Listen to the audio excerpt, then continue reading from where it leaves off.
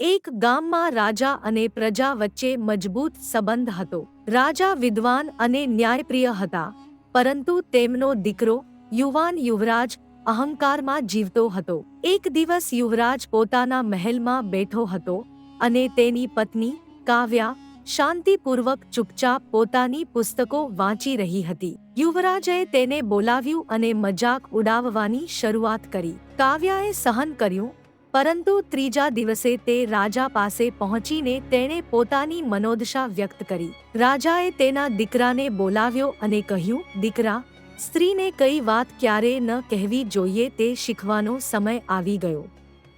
નહીંતર તમે જીવનમાં તમારી પત્નીનો પ્રેમ અને વિશ્વાસ ગુમાવી બેસશો.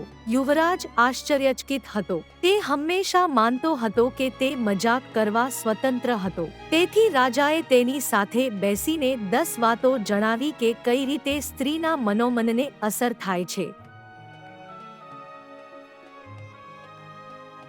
1. સ્ત્રીની ક્ષમતા કે શક્તિ પર શંકા ન કરવી. રાજાએ કહ્યું, કોઈ સ્ત્રીને તેની ક્ષમતા અથવા શક્તિ પર શંકા કરવી એ સૌથી મોટી ભૂલ છે.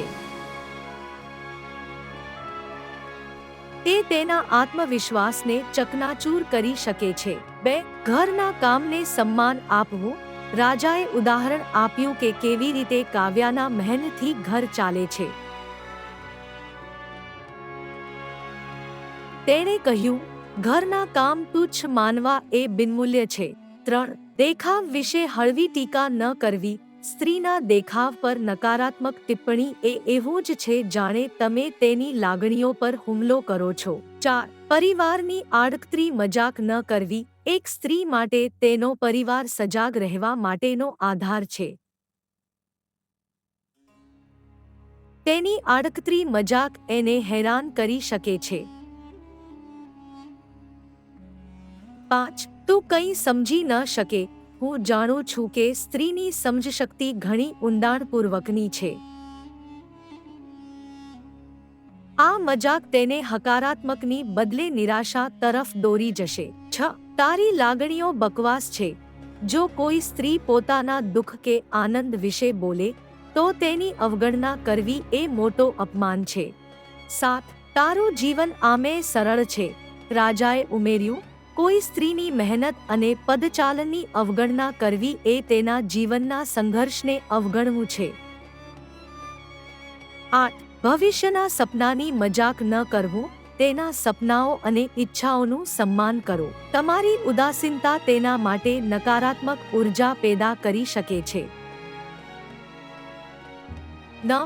એવું લાગતું કે તે ફક્ત અન્ય માટે જીવન જીવી રહી છે. સ્ત્રી પણ પોતાના માટે જીવી શકે છે અને તે માટે તેને પ્રોત્સાહન જરૂરી છે. 10. મજૂરીનું માન કરવું જોઈએ. તેની મહેનતનું માન કરવું એ તમારા સંબંધની મજબૂતાઈ છે. યુવરાજે જ્યારે રાજા પાસેથી આ શીખ મેળવી તે મનોમન હચમચી ગયો. તે પહેલીવાર સમજી શક્યો કે તેની વાતો કાવ્યાના દિલને કેવી રીતે દુખાવતી હતી. તે પોતાની ભૂલ સુધારવા માટે પોતાને સુધારવાનું નક્કી કરે છે.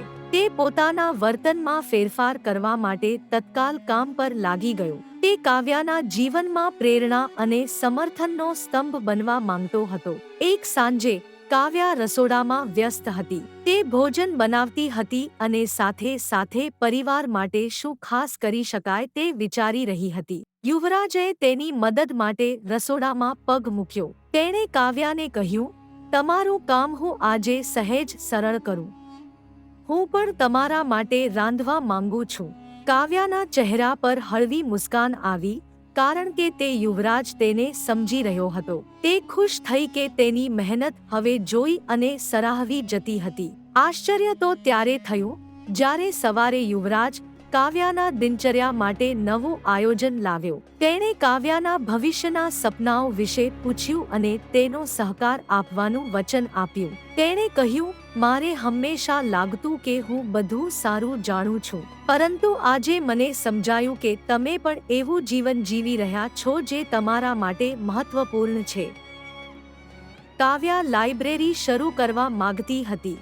જ્યાં નાના બાળકો વાંચી શકે અને શીખી શકે. તે માટે યુવરાજે તેને નાણાં પૂરા પાડ્યા અને લાઇબ્રેરીની શરૂઆત માટે પહેલ કરી. તે માત્ર કાવ્યાના જીવનમાં નહીં, પરંતુ સમગ્ર રાજ્યમાં મહિલાઓ માટે પ્રેરણા બની. યુવરાજ ગામમાં બધા માટે ઉદાહરણ બની ગયો. કેટલાક મહિનાઓ પછી યુવરાજ ફરી રાજા પાસે ગયો. તે કહ્યું, પિતા, તમારી શીખ મને માત્ર મારા જીવનસાથી સાથેના સંબંધોને વધુ મજબૂત કરવા માટે મદદરૂપ થઈ નથી, પરંતુ સમગ્ર રાજ્ય માટે પણ હું વધુ સન્માનપાત્ર બની ગયો છું.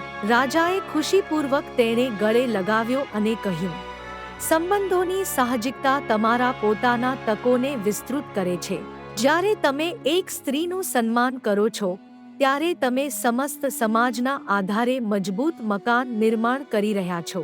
યુવરાજ હવે પોતાનું જીવન કાવ્યાના આદર અને પ્રેમ સાથે જીવવા લાગ્યો. તેની આ બદલાવથી માત્ર કાવ્યાનું જીવન બદલાયું નહોતું, પરંતુ તેમના સંબંધોમાં પણ નવા રંગો ભરી ગયા હતા. એક સાંજ યુવરાજ કાવ્યાને લઈ રાજમહેલના બાગમાં ગયો. ચાંદની રાત્રિ હતી અને તાજી હવામાં ફૂલોના સુગંધ વહેતી હતી. બાગમાં એક વૃત્તાકાર ટેબલ પર તાજા ફૂલોથી શણગાર સાથે નાની ડિનર ટેબલ તૈયાર હતી. કાવ્યાએ આશ્ચર્યથી યુવરાજને જોયું અને પૂછ્યું, આ બધું શું છે? યુવરાજ હળવેથી હસ્યો અને કહ્યું, આ તે માટે છે જે તું મારી જિંદગીમાં છે. હું તારા પ્રત્યે કદાચ પહેલા ક્યારે આભાર વ્યક્ત કરી શક્યો નથી. તારા પ્રેમ અને સહનશીલતાના કારણે જ હું આજે યોગ્ય પતિ બની શક્યો છું. કાવ્યાનું મન ખીલ્યું અને તેણે ખૂબ સ્નેહભર્યા અવાજમાં કહ્યું, તું તો પહેલેથી સારો હતો, હું ફક્ત તને વધુ સમજાવી શકી. યુવરાજે કાવ્યાના હાથમાં એક સુંદર રિંગ પહેરાવી અને વચન આપ્યું, મારે તારી સાથે ફક્ત સંબંધ જીવવો નથી, પરંતુ તારી સાથે જીવનના દરેક પળને ખાસ બનાવવી છે. હું તારા દરેક સપનાને પોતાનું માનું છું. કાવ્યાની આંખોમાં આંસુ આવી ગયા, પરંતુ તે આંસુ ખુશીથી ભીના હતા. તેણીએ કહ્યું, મારે ફક્ત તારો સાથ જોઈએ છે, તું જ મારી દુનિયા છે. તેઓએ એક સાથે તેમના સંબંધમાં નવું પાનું ખોલ્યું.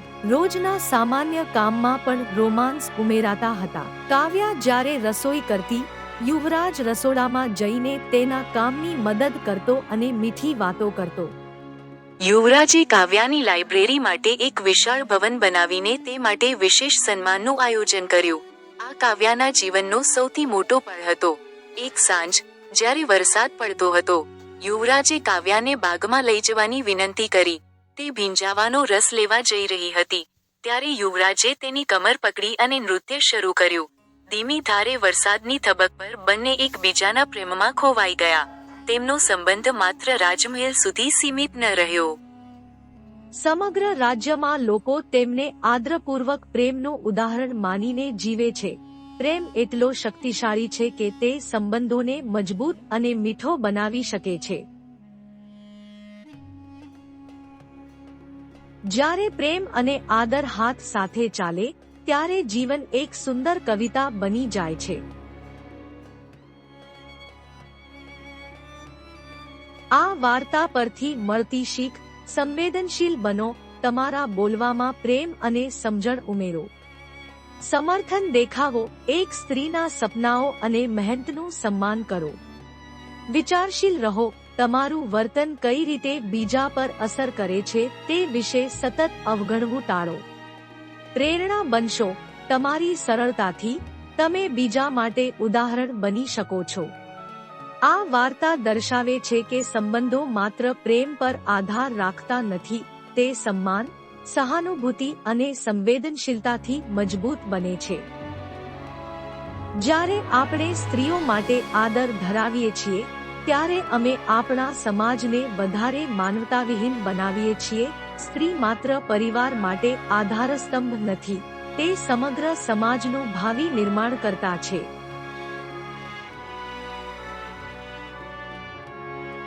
તો મિત્રો, આજની સ્ટોરી તમને કેવી લાગી તે જરૂરથી કોમેન્ટ કરીને કહેજો. અને જો સારી લાગી હોય તો વિડીયોને લાઈક અને શેર કરજો. અને અમારી ચેનલને સબસ્ક્રાઇબ પણ જરૂરથી કરી લેજો. ધન્યવાદ.